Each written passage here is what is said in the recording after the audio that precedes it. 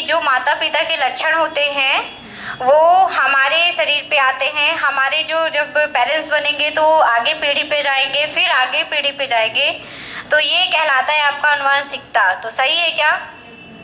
यही है, यही है ना, यही है। सबने परिभाषा यही जानते हैं कि एक पीढ़ी से दूसरे पीढ़ी में माता पिता या पेरेंट्स के लक्षणों का जो प्रवाह होता है वो प्रवाह क्या कहलाता है? हमारा अनुवांशिकता, या यह क्रिया अनुवांशिकता कहलाती है। बिल्कुल राइट। अनुवांशिक जो होती है, अनुवांशिकी भी बोल सकते हैं, शाखा को बोलते हैं अनुवांशिकी, बातें नहीं। अनुवांशिकी जो होती है जीव विज्ञान की वह शाखा होती है जिसमें अनुवांशिकता, हेरिडिटी और आपके कई प्रकार के जो वर्जन कह सकते हैं विभिन्नताओं का जो अध्ययन होता है वो आपका क्या कहलाता है? अनुवांशिकी। अनुवांशिकता एक क्रिया है, अनुवांशिकी उसका आपका एक वर्ग नाम दिया गया है, ठीक है, जेनेटिक जिसे आप बोल सकते हो। अब ये क्यों होता है? हमने आपको कोशिका के बारे में बताया था और उसमें हमने बताया था कि केंद्रक के अंदर कुछ ऐसे धागे नुमा संरचना पाई जाती है, बताया था। कुछ ऐसी धागे नुमा संरचना पाई जाती है जिसको कहते हैं क्रोमेनिमेटा। क्रोमेनिमेटा। अभी जो क्रोमेनिमेटा है, जब आपका गुणसूत्र का विभाजन आपके कोशिका का विभाजन होता है उस टाइम पे ये धागे नुमा जो संरचना है वो सिकुड़कर मोटे धागे नुमा संरचना में चेंज हो जाती है, जिसे क्रोमैटिड धागे बोला जाता है। क्रोमैटिड धागे। और ये धागे आगे चलकर आपके गुणसूत्र का निर्माण करती है। जिन्होंने 10वीं में ये पढ़ा होगा कि लाइक दैट्स ऐसी कुछ संरचना, बातें नहीं, अब दोबारा नहीं बोलेंगे, ठीक है।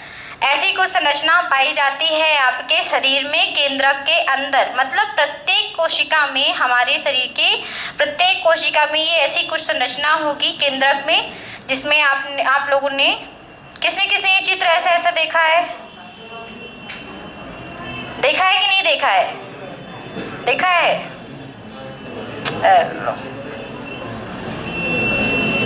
जिसने नहीं देखा है आज देख लीजिए, ठीक। ऐसी कुछ संरचना होती है आपके केंद्र के, ये जो क्रोमैटिड धागे हैं इनकी कुछ संरचना होती है और इसी को हम क्या कहते हैं? गुणसूत्र कह देते हैं। इसी को हम क्या कहते हैं? गुणसूत्र या क्रोमोसोम बोला जाता है, ठीक है। इसी संरचना को हम, ये जो धागे हैं कुछ ऐसी संरचना होती है और इसी संरचना को हम कहते हैं क्रोमोसोम या इसके कहते हैं गुणसूत्र। अब थोड़ा सा इस संरचना को समझते हैं, बातें नहीं, क्योंकि हम समझाने के बाद पूछेंगे भी, इसके बाद ही लिखाएंगे, ठीक है। तो बिल्कुल भी बातें नहीं कीजिए आप लोग, बार बार बोलना पड़ रहा, अच्छा नहीं लग रहा है। चलिए, अब ये जो क्रोमोसोम है इसकी संरचना से संबंधित कुछ क्वेश्चन पेपर में पूछे जाते हैं। पूछ लिया जाता है कि गुणसूत्र के बाहरी आवरण को क्या कहते हैं?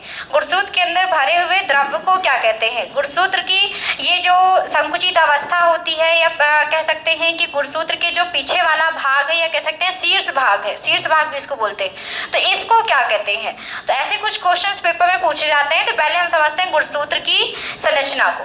तो गुणसूत्र, ये जो क्रोमैटिन धागा है, ये जो अंदर है ना, ये जो आपके धागे नुमा संरचना है, इसको हम क्रोमैटिन धागा कहते हैं। ये जब अपनी संरचना, इसको अगर खुल के इस संरचना को दिखाया जाए तो कुछ ऐसी संरचना है इसकी, आप लोगों ने देखी भी होगी, और इसे डीएनए कहते हैं, है ना। और इसे डीएनए की क्या कहते हैं? ये कौन सी संरचना है? डबल हेलिक्स संरचना। किसने दी थी?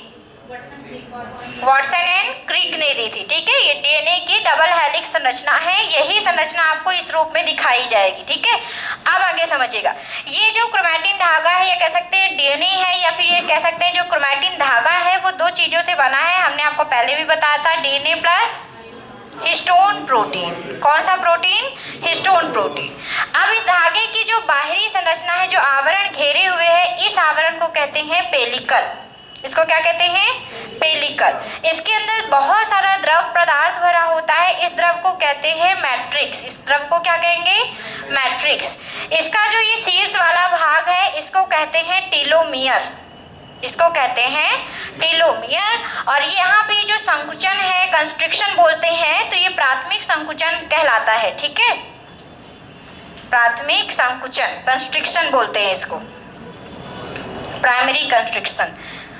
आप समझिएगा, ये थोड़ी सी संरचना है, 4 नाम आपको याद करना है कि जो क्रोमैटिन धागे हैं, क्रोमैटिन धागों के बाहर एक घिरा हुआ आवरण होता है जिसे हम पेलिकल कहते हैं, भरा हुआ द्रव होता है जिसको हम मैट्रिक्स कहते हैं, गुणसूत्र का जो पिछला या शीर्ष भाग होता है उसको हम टेलोमियर कहते हैं, और आपकी अगर बात करें जहाँ पे संकुचन होता है, कंस्ट्रिक्शन होता है, जहाँ पे गुणसूत्र एक गुणसूत्र जो है दूसरे गुणसूत्र से जहाँ पे जुड़ता है, ठीक है, उस वाले भाग को हम क्या कहते हैं, प्राथमिक संकुचन कहते हैं। अब आनुवांशिकता के बारे में थोड़ा समझते हैं। आनुवांशिकता के बारे में सर्वप्रथम किसने बताया था? ग्रेगर जॉन मेंडल ने बताया था, ग्रेगर जॉन मेंडल ने। अब ग्रेगर जॉन मेंडल जो थे, इन्होंने मतलब ये उनके पास दिमाग में थोड़ी सी चीज़ें आई, वैज्ञानिक के दिमाग में, ऑलरेडी जो वैज्ञानिक होते हैं उनके दिमाग में कुछ खुफिया चलता ही रहता है, तो उनको ये लगा कि हम लोग अपने पेरेंट्स की तरह लाइक दैट क्यों दिखते हैं। बोला जाता है ना कि अपने पापा की तरह दिखता है, अपने मम्मी की तरह दिखता है, या अपने पापा की तरह, कुछ लोग तो ऐसे भी कह देते हैं, है ना। तो ये इनके दिमाग में है कि ऐसा क्यों होता है, तो इन्होंने किस पौधे का प्रयोग किया था इसके लिए? मटर के। इन्होंने आपके 10,000 पौधे लिए थे मटर के, और उसी में इन्होंने प्रयोग किया था, जिससे इन्होंने 3 नियम निकाले थे आनुवांशिकी के। कौन कौन से? प्रभाविता का नियम, पृथक्करण तो तीसरा हो जाएगा, अच्छा हाँ, पृथक्करण दूसरा, ठीक है, पृथक्करण, स्वतंत्र अपव्यूहन का नियम।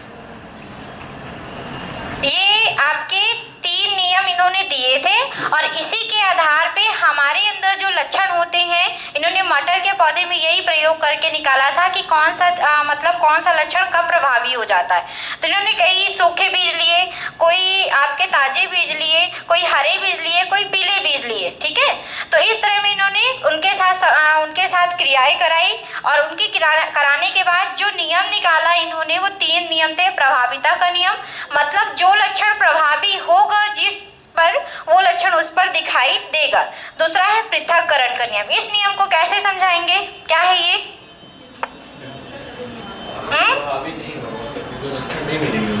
पृथक्करण का मतलब अलग अलग, है ना।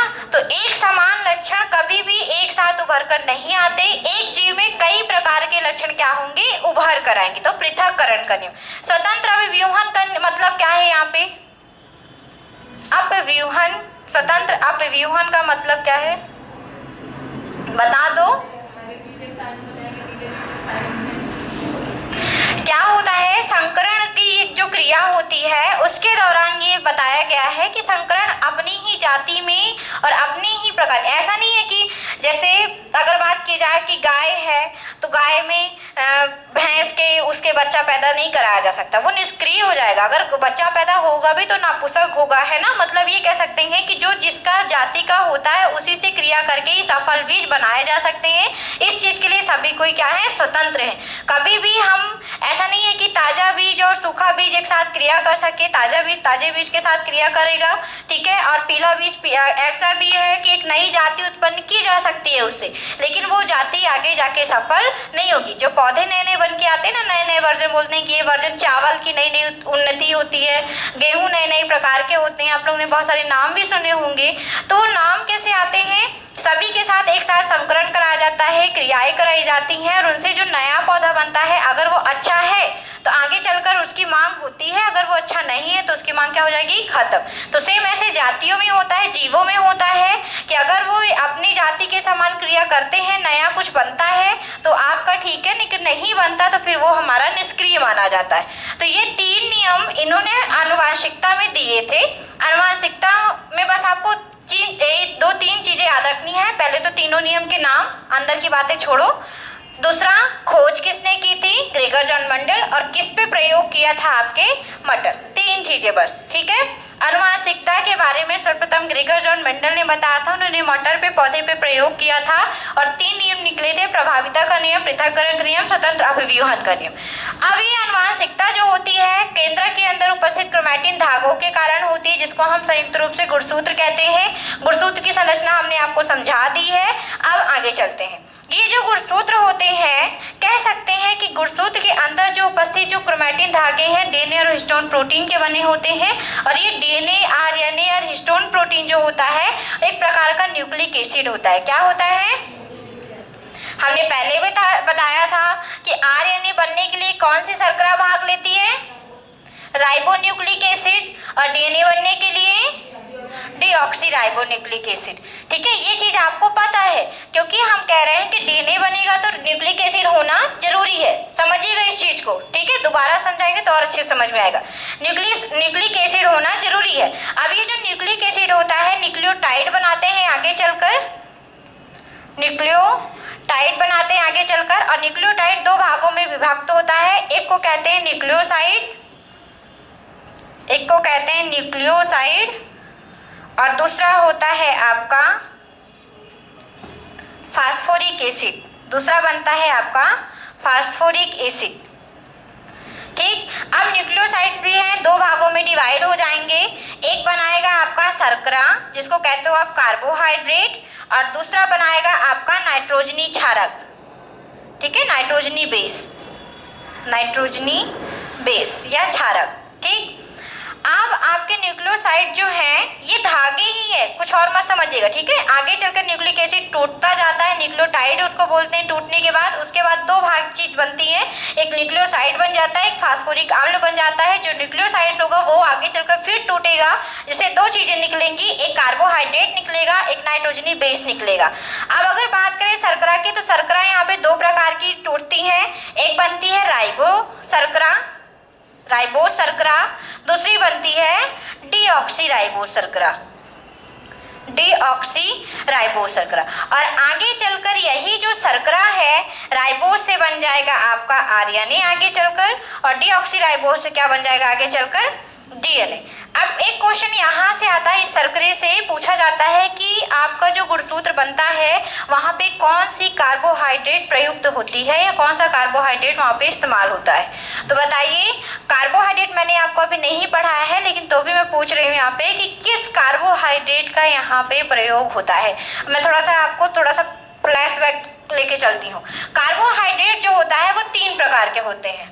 एक होता है मोनोसेकेराइड, दूसरा होता है ओलिगो या डाइसेकेराइड भी बोल सकते हो आप, और तीसरा होता है, अब इसमें से आंसर देना है मनोज को कि किस प्रकार का कार्बोहाइड्रेट यहाँ पे प्रयोग होता है।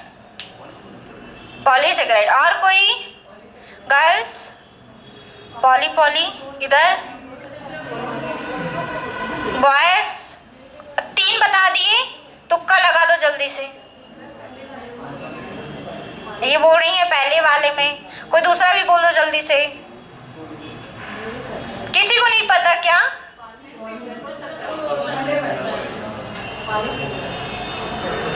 पीछे सबसे, आप तो पढ़े हो ना, बताओ कौन सा कार्य यहाँ पे शर्करा प्रयुक्त होता है? आप ही को बोल रहे हैं, नहीं याद है।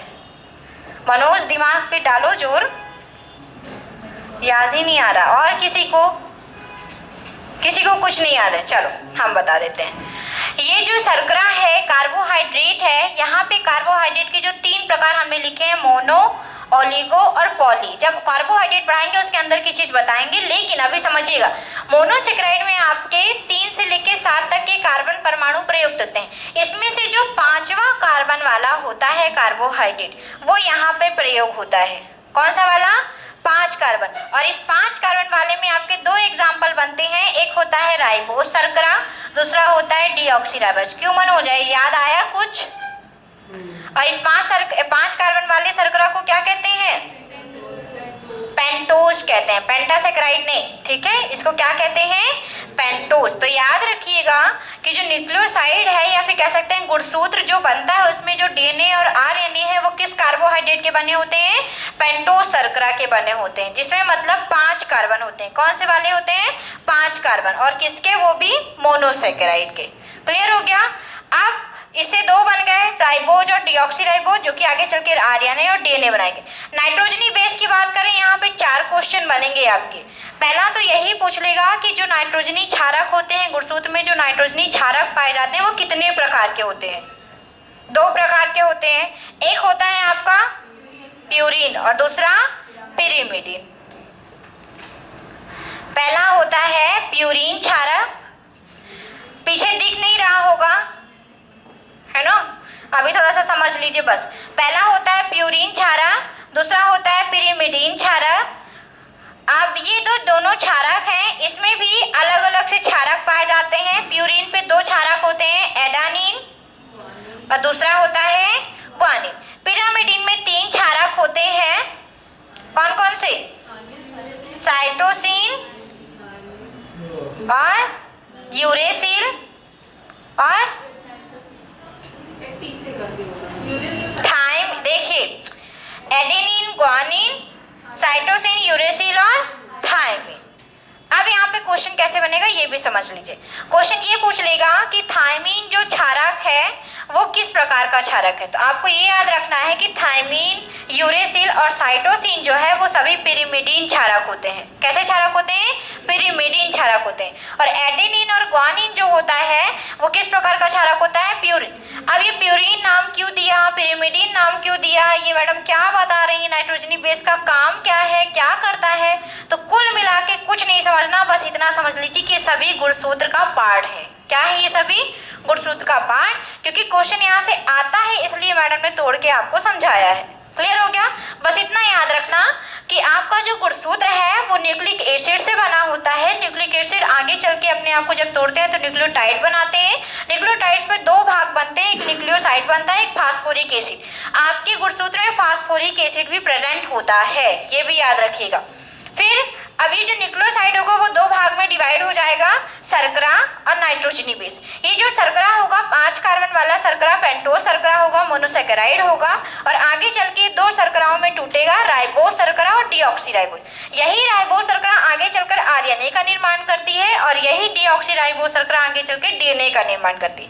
नाइट्रोजनी बेस की बात करें तो आपके गुणसूत्र में क्षार भी उपस्थित होता है और उसमें से 2 क्षार होते हैं, प्यूरिन क्षारक, पिरिमिडीन क्षारक। प्यूरिन क्षारक पे 2 और क्षारक प्रेजेंट होते हैं, एडेनिन और ग्वानिन।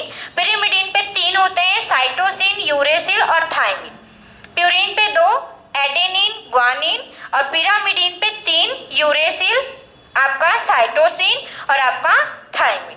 क्लियर सबको? इतना क्लियर है? आपको इतना याद करना है कि गुणसूत्र का पूरा भाग है, ठीक है। अब ऐसा नहीं कि मैडम प्यूरिन नाम क्यों दिया, पिरिमिडीन नाम क्यों दिया, ये मुझे भी नहीं मालूम कि क्यों नाम दिया, ठीक है। बस ये कि खोजा उन्होंने जिन्होंने खोजा उन्होंने तोड़ के बताया कि ऐसी ऐसी चीजें प्रेजेंट होती हैं। क्योंकि एक बोर्ड है ये, अगर यहीं पे इलेक्ट्रॉनिक कुछ होता तो शायद हम आपको वहाँ पे दिखा सकते कि कैसे चीजें चलती हैं, लेकिन ये बोर्ड है, जितना समझाया जा सकता है उतना हम आपको समझा रहे हैं। क्लियर हुआ इतना? अब आगे समझिएगा। आगे चलकर जब आपका ये चीजें आपको पता चल गई हैं तो इसके बाद हम लोग पढ़ेंगे डीएनए के बारे में और आरएनए के बारे में। अब इतने पहला हम लिखाएंगे, एक बार फिर से समझा रहे हैं, फिर डीएनए आरएनए में जाएंगे क्योंकि वहां पे भी बहुत सारी चीजें हैं आपके लिए, ठीक है। समझिएगा। आनुवांशिकता के बारे में सर्वप्रथम गिगर जॉन मेंडल ने बताया था। उन्होंने मटर के पौधे पे प्रयोग करके 3 नियम दिए थे आपके, प्रभाविता का नियम, पृथक्करण का नियम, स्वतंत्र अव्यूहन का नियम। आनुवांशिकी जो होती है जीव विज्ञान की वह शाखा होती है जिसके अंतर्गत आनुवांशिकता और विभिन्नताओं का अध्ययन किया जाता है, ठीक है। अब ये जो आनुवांशिकी का गुण है वो हमारे केंद्रक में उपस्थित गुण क्रोमैटिन धागों के कारण होते हैं। क्रोमैटिन धागे जब विभाजित होते हैं तो क्रोमैटिन मेटा बनाकर आगे चल के ऐसी कुछ संरचना बनती है जिसको हम गुणसूत्र कहते हैं। गुणसूत्र का जो बाहरी आवरण होता है वो पेलिकल कहलाता है, अंदर भरा हुआ द्रव मैट्रिक्स कहलाता है, और जहाँ पे ये गुणसूत्र का जो शीर्ष भाग होता है उसको हम टीलोमियर कहते हैं, और जहाँ पे 2 गुणसूत्र आपस में मिलते हैं या संकुचित होते हैं वहाँ पे क्या कहलाता है? प्राथमिक संकुचन, प्राइमरी कंस्ट्रिक्शन कहलाता है। आगे बात करें गुणसूत्र की संरचना की तो गुणसूत्र आपके न्यूक्लिक एसिड से बने होते हैं। न्यूक्लिक एसिड आगे चलकर न्यूक्लियोटाइड बनाएंगे, यहाँ पे 2 भाग बनेंगे, न्यूक्लियोसाइड और फास्फोरिक एसिड। न्यूक्लियोसाइड में 2 भाग बनेंगे, शर्करा और नाइट्रोजनी बेस। शर्करा 2 प्रकार की होंगी, एक राइबोज होगी, डीऑक्सीराइबोज, राइबोज से आरएनए, डीऑक्सीराइबोज से डीएनए। और ये जो शर्करा होगी वो 5 कार्बन वाली होगी, पेंटोज शर्करा, मोनोसेकेराइड। नाइट्रोजनी बेस की बात करें तो 2 नाइट्रोजनी बेस बनेंगे, एक प्यूरिन एक पिरिमिडिन। प्यूरिन पे एडेनिन ग्वानिन और पिरामिडिन पे आपका साइटोसिन, यूरेसिल और थाइमिन। क्लियर इतना? चलिए लिखिए। हाँ, सेंट्रोमियर तो छूट गया। जहाँ पे 2 क्रोमैटिन धागे आपस में मिलते हैं वो होता है सेंट्रोमियर। चलिए ये भी छूट जाता तो पता चल गया। चलिए लिखिए, अब खोल लीजिए कॉपी। किसी को और कोई प्रॉब्लम हो तो बता दो, ना समझ में आया हो कुछ। डीएनए रुक जाओ, अभी तो हम बोले ना कि इसके बाद इतना लिखने के बाद डीएनए और आरएनए में आ रहे हैं। रुक जाओ, लिखिए आनुवांशिकता डाल के। आनुवांशिकता के बारे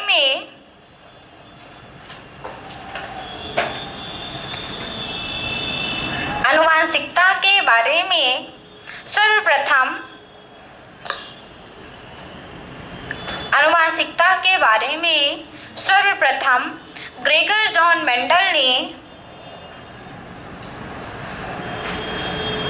आनुवांशिकता के बारे में सर्वप्रथम ग्रेगर जॉन मेंडल ने बताया था।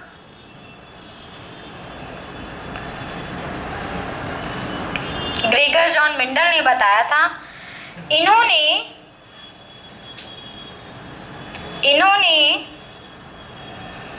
मटर के पौधे पे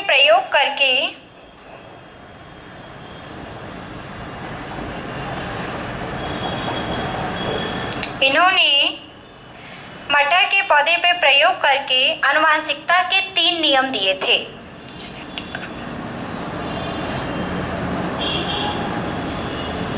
तीन नियम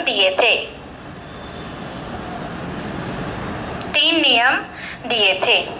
पहला लिखिए प्रभाविता का नियम, तीनों नाम ही लिखने हैं और कुछ नहीं करना है। हाँ बता रहे हैं। पहला लिखिए प्रभाविता का नियम, इसको कह सकते हैं प्रोबेबिलिटी बोलते हैं प्रभाविता को, प्रोबेबिलिटी, रूल ऑफ प्रोबेबिलिटी। दूसरा लिखिए पृथक्करण का नियम, law of segregation, segregation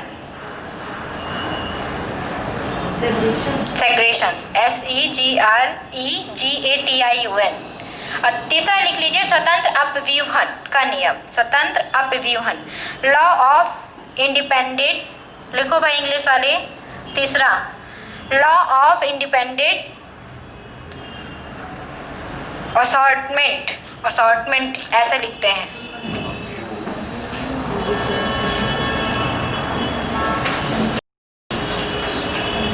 assortment, चलिए हो गया सबका। सेग्रेशन, लॉ ऑफ सेग्रेशन, पृथक्करण का नियम हो गया सबका। चलिए आप लिखिए आनुवांशिकता के अध्ययन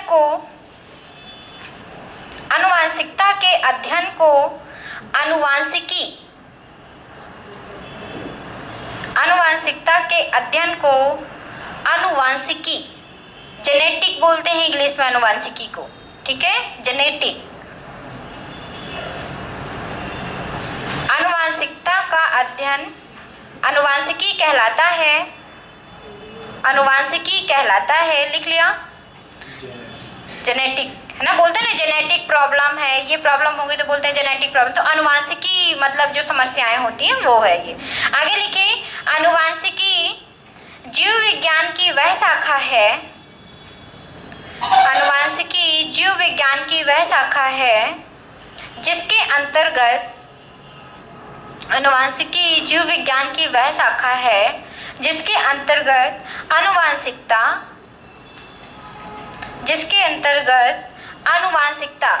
को क्या कहेंगे, हेरिडिटी। आनुवांशिकता तथा जिसके अंतर्गत आनुवांशिकता तथा जीवों की विभिन्नताओं, वेरिएशन, विभिन्नता को बोलते हैं वेरिएशन, ठीक है, जीवों की विभिन्नताओं का अध्ययन किया जाता है। आनुवांशिकी जीव विज्ञान की वह शाखा है जिसके अंतर्गत आनुवांशिकता एवं जीवों की विभिन्नताओं का अध्ययन किया जाता है। लिख लिया। आनुवांशिकी के जनक कौन, ग्रेगर जॉन मेंडल। जिसको नहीं पता वो कॉपी पे लिख लीजिए कि आनुवांशिकी के जनक हैं ग्रेगर जॉन मेंडल, क्योंकि इन्होंने आनुवांशिकता के बारे में बताया था। अब लिखिए,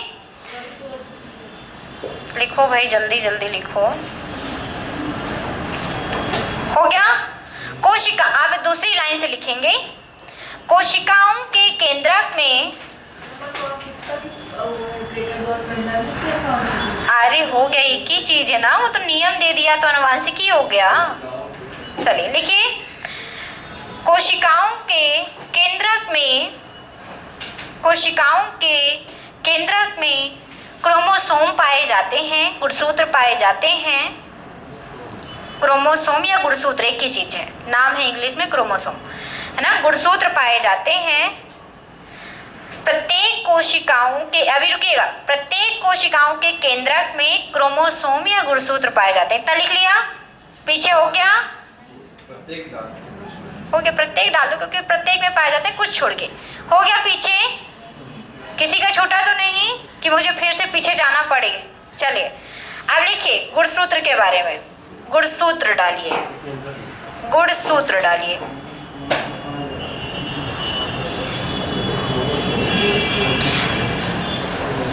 क्या छूट गया? कुछ नहीं। गुणसूत्र डाल लिया सबने? पहले बता दो, फिर रुको मैडम, थोड़ा सा रुक जाइए मैडम, थोड़ा सा ये मैडम, वो मैडम, तो थोड़ा बोलना बंद हो जाए। हो गया सबका ना? गुणसूत्र डाल लिया? चलो अब लिखो। इन्हें अनुवांशिक लक्षणों का वाहक कहते हैं। इन्हें अनुवांशिक लक्षणों का वाहक कहते हैं। वाहक।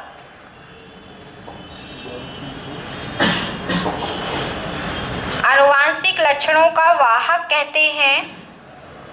अनुवांशिक लक्षणों का वाहक को इंग्लिश में क्या कहेंगे? जो ले जाने का काम करते हैं वो क्या कहलाते हैं? अरे वाहन तो ले जाता है, ले जाने का जो काम करते हैं वो क्या कहते हैं? छोड़ो, हटो, पूछना बेकार है आप लोगों से। ट्रांसपोर्ट बोलते हैं वाहक को। अरे वो तो अलग चीज है, वो तो हम बताएंगे आपको, वो अलग चीज है। लेकिन पेपर में आप मेरे 3 क्वेश्चन का आंसर दे देंगे तो मैं जान जाऊंगी साइंस के बारे में आप कुछ जानते होंगे, नहीं तो मैं जानूंगी कि आप न्यूट्रल हो इस चीज पे, है ना। बताइएगा, 3 क्वेश्चन है केवल, अब कोई किसी से पूछेगा नहीं, अपना पॉइंट ऑफ व्यू देना, ठीक। पहला तो हमने अभी लिखा दिया कि गुणसूत्र को अनुवांशिक लक्षणों का वाहक कहते हैं, मतलब अनुवांशिक लक्षण ले जाने वाला कौन? गुणसूत्र, ठीक। अब इस गुणसूत्र के अंदर उपस्थित होता है आपका डीएनए। ये समझ गए हो ना कि गुणसूत्र के अंदर क्या उपस्थित होता है? डीएनए। ये जो डीएनए है इसके अंदर भी एक चीज उपस्थित होती है जिसको आप जानते हो, जीन। जानते हो? समझ में आ रहा है? फिर से समझिएगा। हमने कहा गुणसूत्र, गुणसूत्र के अंदर ये जो है गुणसूत्र की संरचना है। अब गुणसूत्र है क्या? ये क्रोमैटिन धागा ही इसका बेस है। अब इस क्रोमैटिन धागा में पाया जाता है डीएनए, और इस डीएनए के अंदर भी एक संरचना पाई जाती है जिसको कहते हैं जीन, ठीक है। अब कौन बताएगा मुझे कि जीन क्या काम करता है? हमने तो ये बता दिया कि गुणसूत्र वाहक है, ठीक है, अनुवांशिक लक्षणों का वाहक, लेकिन जीन क्या है? जीन क्या है? वो क्या करेगा? जीन आपके अनुवांशिकी की इकाई है। क्या है? इकाई। जैसे हमारे शरीर की इकाई कौन? कोशिका। वैसे ही आपके पूरे गुणसूत्र की सबसे बेसिक यूनिट कौन? जीन। हो गया क्लियर? डीएनए क्या है? डीएनए क्या है? अभी भी तो बताओ, डीएनए क्या है? अनुवांशिक पदार्थ है। डीएनए क्या है? अनुवांशिक पदार्थ। तीनों में डिफरेंस है, समझिएगा। जीन जैसे कोशिका हमारे शरीर की बेसिक इकाई है, वैसे ही पूरे गुणसूत्र की बेसिक इकाई कौन? जीन। और आपका उससे बेसिक इकाई को रखने वाला पदार्थ कौन? डीएनए। इसलिए वो क्या कहलाया? अनुवांशिक पदार्थ। और उसको ले जाने वाला कौन? गुणसूत्र। उसको ले जाने वाला कौन? गुणसूत्र। क्योंकि सब कुछ किसके अंदर उपस्थित है? गुणसूत्र के अंदर। और ले जाएगा भी कौन? गुणसूत्र लेके जाएगा। इसलिए वाहक कौन? गुणसूत्र। हो गया क्लियर? हो गया ना? तीनों नाम अलग है। बहुत लोग कंफ्यूज होते हैं इसमें, पूछ लेता है, क्वेश्चन में आता है कि अनुवांशिक लक्षणों का वाहक, और उसमें जीन जरूर दे के रखता है, सब जीन मार के आते हैं, लेकिन गलत है ये, ठीक है ना। समझ गए ना? वाहक कौन है? गुणसूत्र। अनुवांशिक पदार्थ कौन है? डीएनए। और अनुवांशिक इकाई कौन है? जीन। 3 question solve. अब नहीं फंसोगे। चलो, अब फंसे तो अपने चक्कर में कि पढ़ के नहीं गए हो, बस। चलो लिखो आगे। इन्हीं अनुवांशिक लक्षणों का वाहक, मैं लिखाऊंगी इसको, अनुवांशिक लक्षणों का वाहक कहते हैं। इतना लिख लिया? लिखे। गुणसूत्र की खोज, गुणसूत्र की खोज, गुणसूत्र की खोज स्टार्सबर्गर ने की थी। सामने लिखा हुआ है, गुणसूत्र की खोज स्ट्रासबर्गर ने की थी।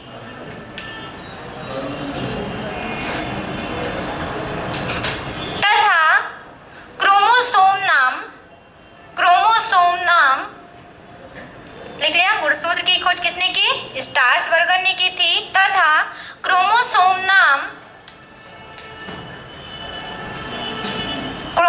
नाम वॉल्डेयर ने दिया था। क्रोमोसोम नाम वॉल्डेयर ने दिया था।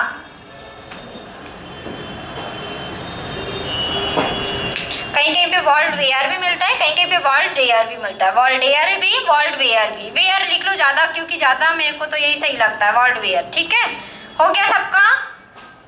अब आगे लिखिए गुणसूत्र की संरचना।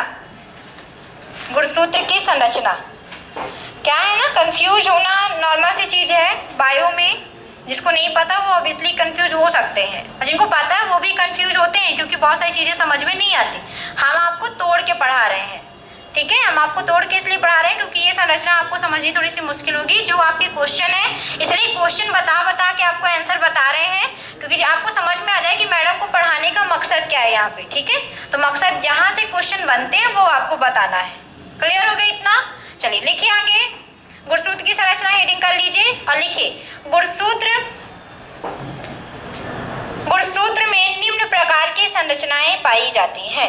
गुणसूत्र में निम्न प्रकार की संरचनाएं पाई जाती है। किसी को भी चित्र नहीं बनाना है, चित्र पेपर में नहीं आता। ठीक है, निम्नलिखित संरचनाएं पाई जाती हैं। पहला लिखिए पेलिकल, पहला डाल के लिखिए पेलिकल। पेलिकल पहला डाल के लिखिए पेलिकल। उसके सामने डैश करके एक लाइन लिखिए। लिखिए गुणसूत्र की सबसे बाहरी आवरण को पेलिकल कहते हैं। गुणसूत्र के सबसे बाहरी आवरण को, गुणसूत्र की सबसे, पेलिकल लिख लिया। अब पेलिकल पे डाल के लिखना है, गुणसूत्र की सबसे बाहरी आवरण को पेलिकल कहते हैं। गुणसूत्र के सबसे बाहरी आवरण को पेलिकल कहते हैं। दूसरा लिखिए मैट्रिक्स। दूसरा लिखिए मैट्रिक्स। दूसरा लिखिए मैट्रिक्स। लिखिए गुणसूत्र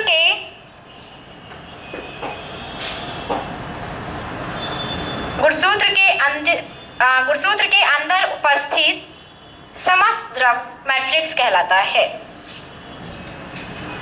गुणसूत्र के अंदर उपस्थित संपूर्ण द्रव या समस्त द्रव क्या कहलाता है?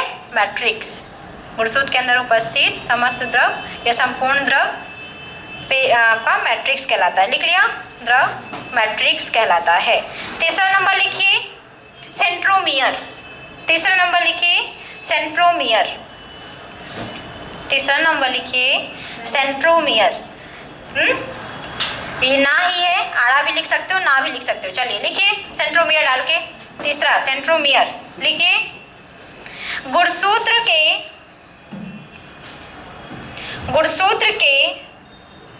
क्रोमैटिड डा ये लिखा है। गुणसूत्र के क्रोमैटिड जिस स्थान पर मिलते हैं, गुणसूत्र के क्रोमैटिड जिस स्थान पर मिलते हैं उस स्थान को सेंट्रोमियर कहते हैं। मतलब जहाँ पे दो क्रोमैटिन धागे मिलेंगे वो स्थान क्या होगा? सेंट्रोमियर। ठीक है, अब कितनी इजी लैंग्वेज करें समझ में नहीं आ रहा है, क्योंकि बहुत टफ हो जाता है ये। आगे लिखिए, अगला नंबर लिखिए टीलोमियर। टीलोमियर ये लिखा है। चौथा टीलोमियर। टीलोमियर चौथा लिखिए टीलोमियर। टीलोमियर लिखिए। गुणसूत्र का शीर्ष भाग फ्रंट या अपर है ना, कुछ भी बोल, फ्रंट ही होगा। लिखिए गुणसूत्र का शीर्ष भाग टीलोमियर कहलाता है। शीर्ष भाग टीलोमियर कहलाता है। टीलोमियर आ चुका है, कांस्टेबल के पेपर में ही आ चुका है ये। ठीक है, टीलोमियर ही आया और कुछ नहीं आया गुणसूत्र से। चलिए अब अगला लिखिए प्राथमिक संकुचन। प्राइमरी कंस्ट्रिक्शन, ये लिखा हुआ है यहाँ पे।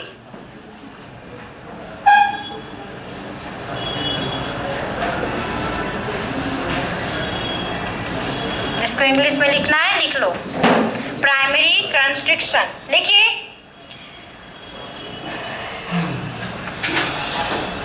गुणसूत्र दो भागों में विभाजित होता है। गुणसूत्र दो भागों में विभाजित होता है, दो भागों में विभाजित होता है, डिवाइड, विभाजित होता है। प्रत्येक भाग गुणसूत्र दो भागों में विभाजित होता है। प्रत्येक भाग बाहु मीन्स भुजा या आर्म, है ना, बाहु कहलाती है। प्रत्येक भाग बाहु कहलाता है, बाहु या आर्म बोल सकते हो, ठीक। प्रत्येक भाग क्या कहलाता है? बाहु कहलाता है। प्रत्येक भाग बाहु कहलाता है। दोनों बाहु, आगे लिखिए, दोनों बाहु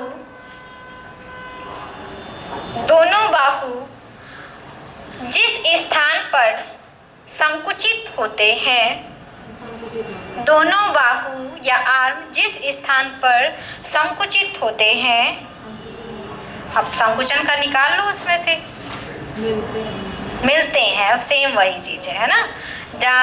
संकुचित होते हैं उस स्थान को प्राथमिक संकुचन कहते हैं, प्राइमरी कंस्ट्रिक्शन कहते हैं।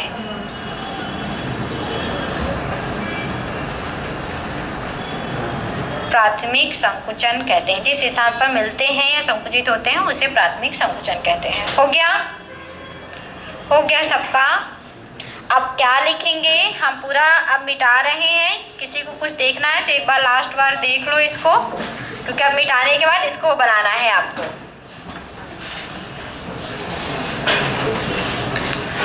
इतने में किसी को प्रॉब्लम? कुछ अंदर नहीं पढ़ना है, ऊपर ही पढ़ना है, बहुत अंदर नहीं जाएंगे, क्योंकि हम 12th में नहीं पढ़ा रहे हैं। 12th की क्लास लगी होती तो अंदर बताते कि क्रोमैटिन कैसे टूटा, कैसे नहीं टूटा, क्या बना क्या नहीं बना।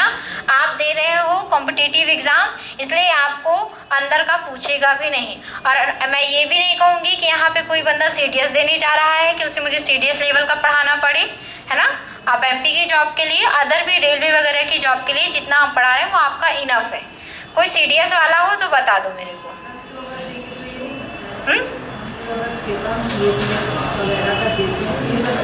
आता है, सब कुछ आता है, लेकिन जो CDS का एग्जाम होता है, UPSC लेवल का जो एग्जाम होता है, उसमें अंदर की चीजें फिर पूछी जाती हैं। तो और अंदर क्यों नहीं पढ़ा सकते? क्योंकि आपका टाइम वेस्ट होगा, ठीक है, क्योंकि आपके पेपर में नहीं आ रहा। मुझे ऐसा भी नहीं कहलवाना है कि मैडम ने जो पढ़ाया वो हमारे पेपर में आया नहीं, इसलिए हम आपको वो चीज़ें पढ़ा रहे हैं जो आपके पेपर में पूछी जाती।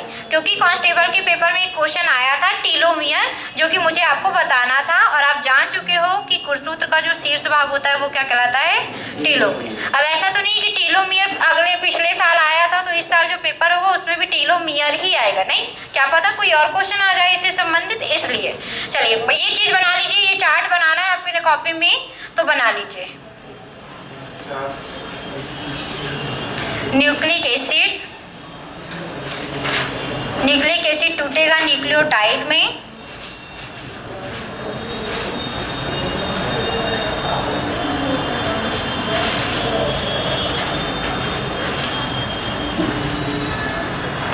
न्यूक्लियोटाइड टूटेगा दो भाग पे,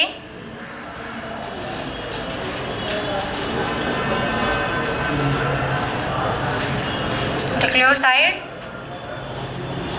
और दूसरा होगा फॉस्फेरिक एसिड, फॉस्फोरिक अम्ल।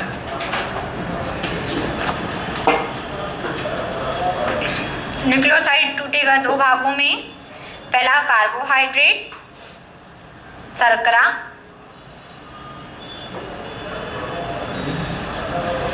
और यहाँ पे साइड पे लिख लीजिएगा C5, 5 कार्बन वाला पेंटोज, इसी को कहते हैं हिंदी में शर्करा।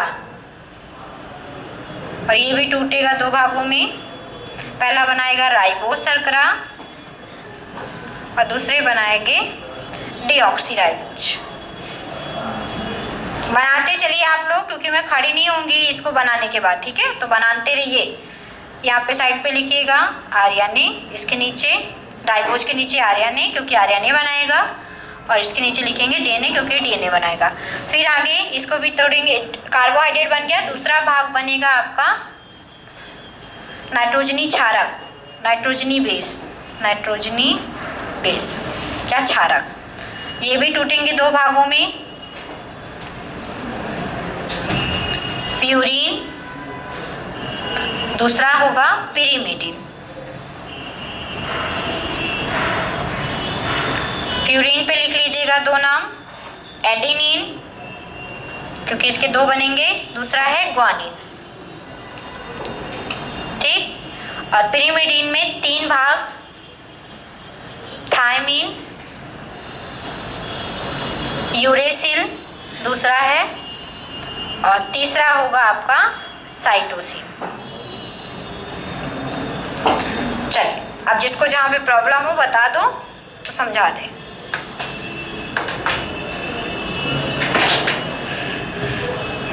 न्यूक्लिक एसिड से बना न्यूक्लियोटाइड, न्यूक्लियोटाइड से बना दो चीजें, न्यूक्लियोसाइड और फास्फोरिक एसिड। न्यूक्लियोसाइड से दो चीजें बनी, कार्बोहाइड्रेट और नाइट्रोजनी बेस। कार्बोहाइड्रेट दो प्रकार के बने, राइबोज और डीऑक्सीराइबोज। नाइट्रोजनी बेस दो प्रकार के बने, प्यूरीन, पिरिमिडिन। प्यूरीन पे दो प्रकार के नाइट्रोजनी बेस है, एडेनिन, ग्वानिन। पिरिमिडिन पे तीन है, थायमिन, यूरेसिल और साइटोसिन। हो गया? ये याद करने में चार्ट आपको हेल्प होगी क्योंकि डीएनए आरएनए में यहाँ पे पूछा जाता है कि डीएनए में कौन सा नाइट्रोजनी क्षारक नहीं पाया जाता या कौन सा प्रेजेंट होता है या कि आरएनए में कौन सा प्रेजेंट नहीं होता, ऐसे। तो ये चारों पांचों नाम जब याद कर लेंगे तो याद हो जाएगा। फिर हो गया सबका? कौन सा नाम नहीं समझ में आ रहा बता देना, गलत तो बिल्कुल नहीं लिखना क्योंकि मैं बहुत लोग कॉपी देखती हूँ कि सामने कुछ और लिखा होता है, कॉपी पे कुछ और। आरएनए राइबोज शर्करा के नीचे आ रहे मतलब राइबोज शर्करा से आरएनए बनेगा, ये लिखा है यहाँ पे। कहाँ पे? साइटोसिन, सिन सिन।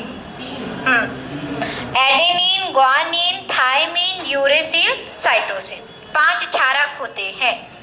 हो गया सबका? बहुत आराम से लिखते हो भाई।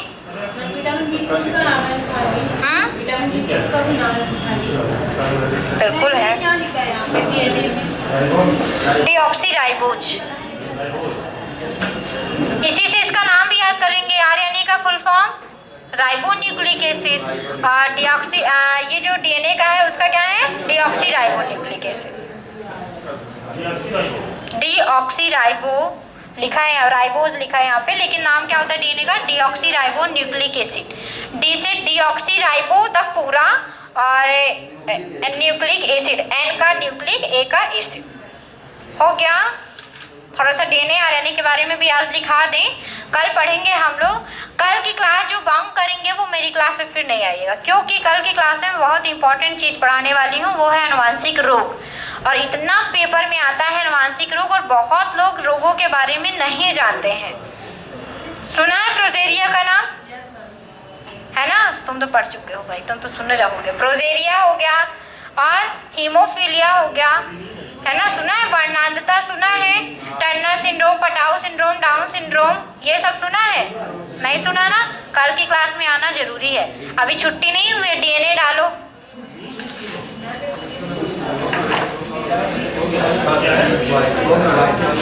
हो जाएगा ना?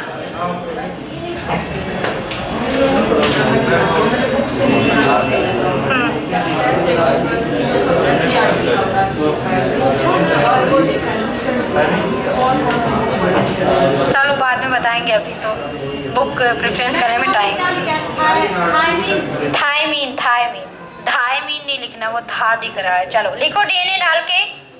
डीएनए का पूरा नाम अभी थोड़ा 10 मिनट लिख लो, ज़्यादा प्रॉब्लम नहीं क्योंकि मेरी लेट क्लास शुरू हुई तो लेट तक मुझे पढ़ाना तो बनता है। भूख लगी है मुझे पता है, तो ये थोड़ा सह लो। चलो डीएनए, डीएनए 2 लाइन बस लिखाऊंगी, 2 लाइन मतलब 2 पॉइंट लिखाऊंगी, लाइन नहीं बोल रही। चलो लिखो पहला डीएनए डाल के।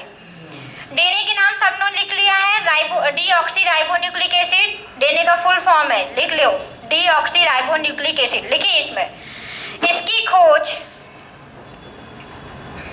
किसने की थी? डीएनए की खोज मुझे भी नहीं नहीं पता, बताओ। अरे ऑप्शन में तो हम भी बता देंगे। डीएनए की खोज किसने की थी?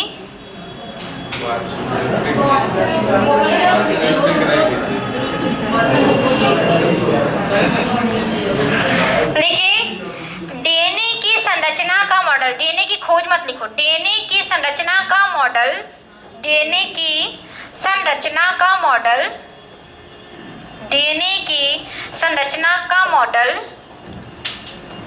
जे.डी. वॉटसन,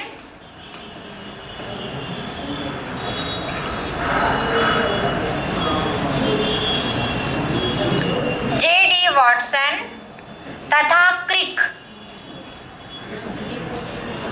क्रिक का पूरा नाम है F.H. क्रिक। अब F का पूरा नाम मत पूछना, ठीक है?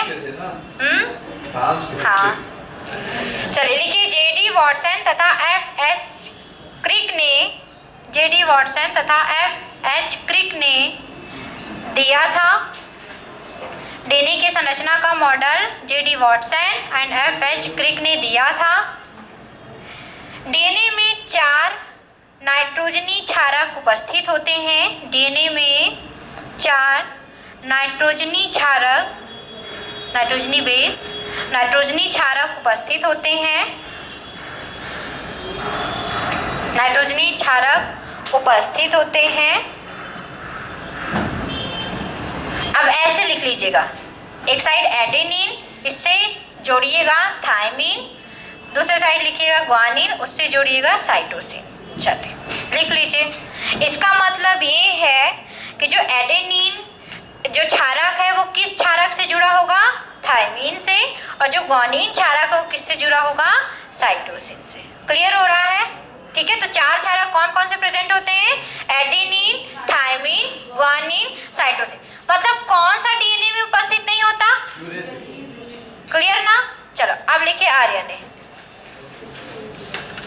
आरएनए, आरएनए का फुल फॉर्म राइबोन्यूक्लिक एसिड।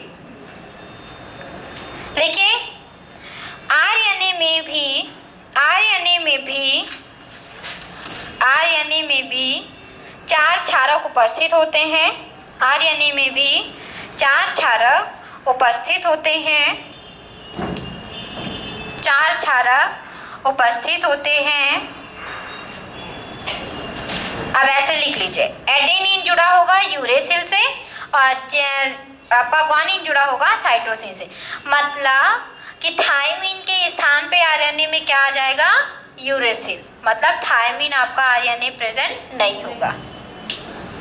अब आपको कैसे याद करना है वो अपने माइंड के ट्रिक पे याद कीजिएगा, लेकिन उसको लिखने का तरीका यही है कि कभी कभी पूछ लेते हैं कि कौन सा नाइट्रोजनी क्षारक किससे जुड़ा होता है, इसलिए वो उसको ऐसे करके लिख दिया कि एक दूसरे से क्या ये जुड़े हुए हैं। ठीक है, देखिए आरएनए 3 प्रकार के होते हैं। एक एक लाइन है, इसमें लिखा दें तो कंप्लीट हो जाए। आरएनए में ये नहीं होता ना, तो ये कहते हैं थायमिन। थायमिन नहीं होता आरएनए में। देखिए आरएनए 3 प्रकार के होते हैं। 3 प्रकार कौन कौन से? आरआरएनए, एमआरएनए और टीआरएनए। टीआरएनए ही है ना? चलो लिखिए 3 प्रकार कौन कौन से हैं? आरआरएनए। एक एक लाइन लिखते भी चलते हैं साथ में, ठीक है? पहला डालिए आरआरएनए, लिखिए इस पे, यह राइबोसोमल, राइबोसोमल, आरआरएनए पे लिखना है, यह राइबोसोमल, सोमल, सोनल नहीं लिख देना, राइबोसोमल आरएनए है। यह राइबोसोमल आरएनए है। यह राइबोसोम पर लगे रहते हैं। यह राइबोसोम पर लगे रहते हैं। सबको पता है राइबोसोम को, राइबोसोम क्या है ये तो पता है ना सबको? नहीं बताऊंगी मैं अभी भी। चलो, राइबोसोम पर लगे रहते हैं, पता है ना? राइबोसोम पता है ना? ऐसे बता रहे हो जिससे मैंने क्लास में पढ़ा ही नहीं। चलो दूसरा नंबर लिखिए एमआरएनए। दूसरा लिखिए एमआरएनए, स्मॉल ही है, ठीक है? एमआरएनए। दूसरा लिखिए एमआरएनए, लिखिए यह स्मॉल ही है। mRNA पे लिखिए यह मैसेंजर आरएनए है। mRNA पे लिखिए यह मैसेंजर आरएनए है। यह आरएनए का 5 से 10% भाग बनाते हैं।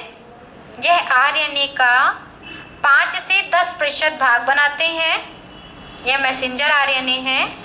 यह आरएनए का 5 से 10% भाग बनाते हैं तथा अमीनो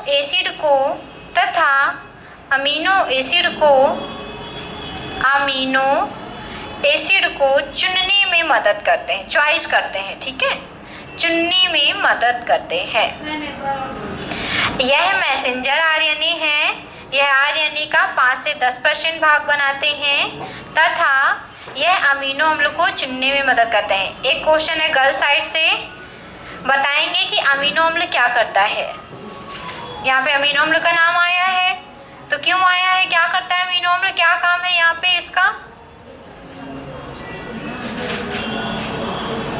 जो प्रोटीन होते हैं वो अमीनो एसिड से ही बनते हैं। तो राइबोसोम में क्या होता है काम, प्रोटीन बनना, और प्रोटीन किससे बनेगा, अमीनो एसिड से बनेगा। चलिए अब तीसरा लिखिए टी आरएनए। तीसरा लिखिए टी आरएनए।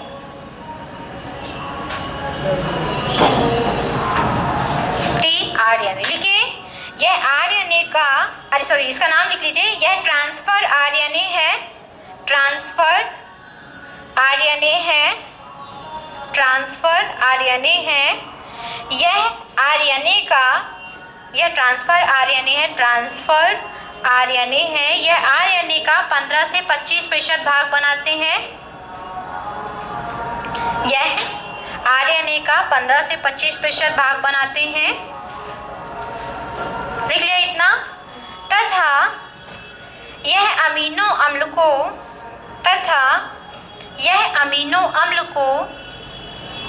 राइबोसोम तक लाने का कार्य करते हैं। क्या है, अमीनो अम्ल को राइबोसोम तक लाने का कार्य करते हैं। यह अमीनो अम्ल को राइबोसोम तक लाने का कार्य करते हैं। राइबोसोम तक लाने का कार्य करते हैं। सबका हो गया, ठीक।